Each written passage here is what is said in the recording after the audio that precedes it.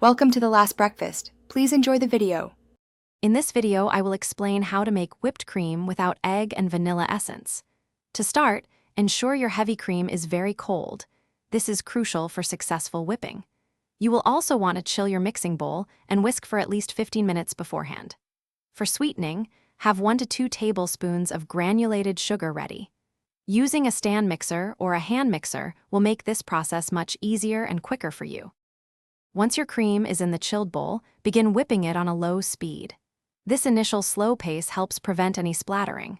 After about 30 seconds, gradually increase the mixer speed to medium-high. Continue whipping until the cream starts to thicken and form soft peaks. For a firmer texture, keep whipping until stiff peaks hold their shape, but be careful not to overwhip. Now let's talk about sweetening and adding flavor.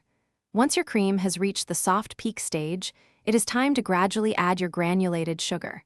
Continue whipping on medium speed as you slowly incorporate the sugar. For an extra touch, a tiny pinch of salt can surprisingly enhance the overall sweetness. If you desire a different flavor profile, a 1/4 teaspoon of citrus zest, like lemon or orange, works wonderfully. For the best experience, serve your delicious, freshly whipped cream immediately after preparation.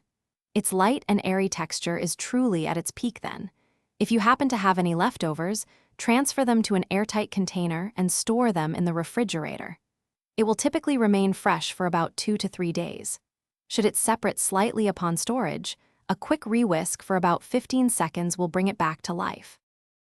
Thanks for watching. If this was helpful, leave a like and consider subscribing. See you next time.